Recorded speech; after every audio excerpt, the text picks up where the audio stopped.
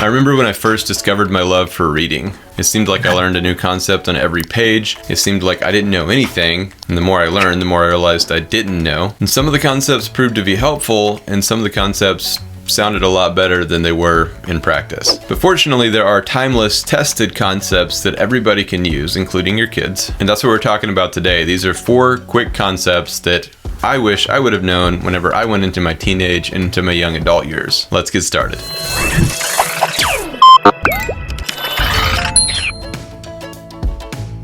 Please don't forget to subscribe for more videos on money, minimalism, our travel journey around the world. We do publish a video every week. Now let's get to the concepts. Number 1, the rule of 72. We'll start with the finance rule because I am, after all, a financial coach, so that makes sense. The rule of 72 shows you approximately how long it'll take for your money to double if it's in a fixed investment. While it's not 100% accurate, it is really good to get an idea of how long it will take for your money to double. So what is it? Divide 72 by the annual rate of return. This is what it looks like. It's a pretty simple concept. It's that easy. It's important to know for making investment decisions so you can kind of compare. It's also eye-opening to see how much of a difference 1 percentage point makes. Let's look at some example figures. So this chart shows you the rate of return, the rule of 72 applied, and then it shows you the actual number of years it would take to double, not using the rule of 72. So you can see that while the rule of 72 is very close to being accurate, and that last column there shows you the difference in the rule of 72 and the actual number of years. So again, it's not completely accurate, but it's really close. It's not meant for decisions that you need an accountant for. It's meant for kind of quick ideas and investment decisions. It's a simple rule to give you an estimate. It's kind of like converting a Celsius temperature to a Fahrenheit temperature. You can double it and add 32 to get the Fahrenheit, which is a trick that I learned being overseas where everyone else uses Celsius and I'm used to Fahrenheit.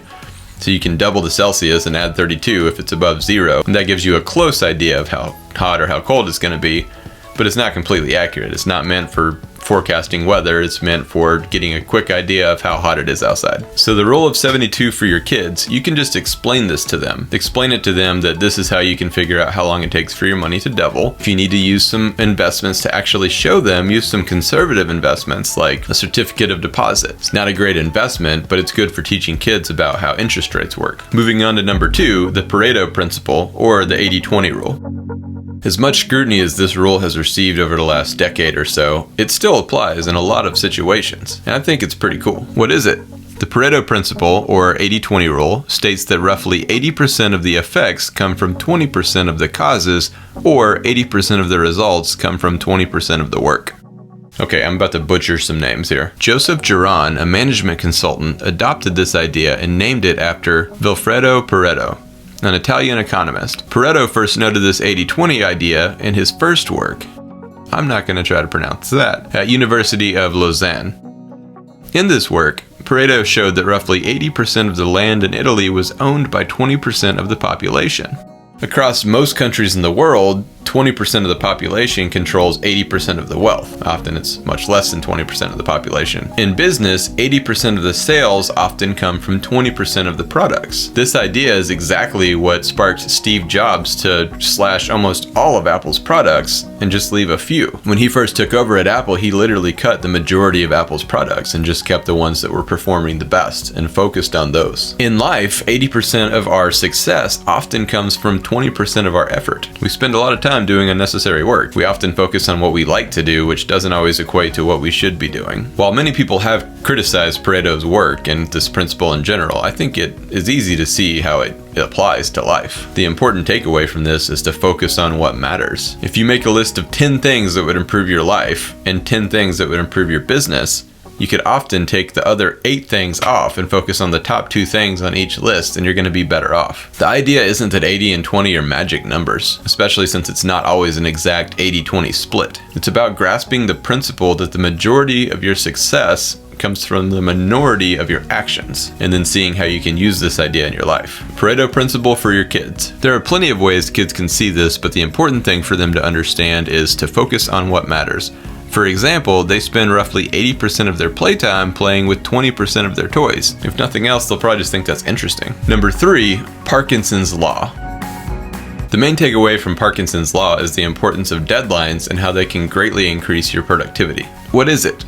an adage that work expands so as to fill the time available for its completion. In other words, if you plan a 1 hour block for a task, you will work at a pace that gets the task done in 1 hour. This rule is often why meetings are 1 hour long. If you don't intentionally set them at a certain time, everyone expects every meeting ever pretty much to be 1 hour long. Of course, this principle isn't magic. You can't force a 4-hour task into a 30-minute slot, but you can get things done faster if you use deadlines. Think about all the times that, whether due to procrastination or forgetfulness, you had half the amount of time you needed to get a task done, and you still accomplished the task. We've all done it. Writing is a great example for me. If I don't set a deadline or a certain timeline, it'll take me 12 hours to write an article. If I say I'm going to write this article in 2 hours, I write the article in 2 hours. Parkinson's Law for your kids. Do some trial runs to show your kids how they can get things done within the time frame that they choose. And show them how, when they procrastinate, it could take them 10 times longer to accomplish something. Principle number 4, Pomodoro Technique.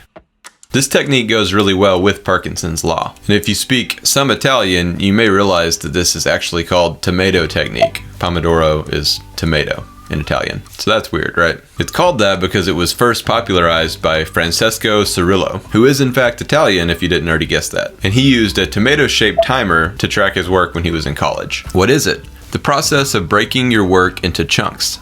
25 minutes of work followed by a 5-minute break. That's 1 Pomodoro. Once you complete 4 Pomodoros, take a longer break, 15 to 30 minutes. Basically, it's the idea of taking breaks, which we often don't do, even though most people realize that we're more productive when we take breaks. Often taking a break is all you need to do to keep working for a lot longer than you thought you could. As Alan Henry points out in a Lifehacker article, Pomodoro is a cyclical system. You work in short sprints, which makes sure you're consistently productive. You also get to take regular breaks that bolster your motivation and keep you creative. Here's a simple cycle and what it looks like. Work for 25 minutes, take a 5-minute break, do that again, and then finally the 4th time you would work for 25 minutes and you would take a 20-minute break.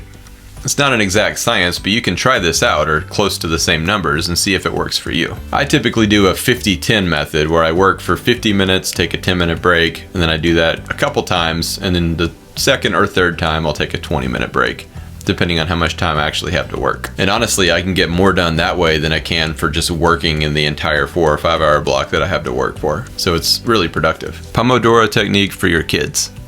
Use this when your kids are doing homework. Have them take a 5-minute break after a 25-minute work cycle. If you find that they're having a hard time refocusing, try a longer work period and possibly a longer break.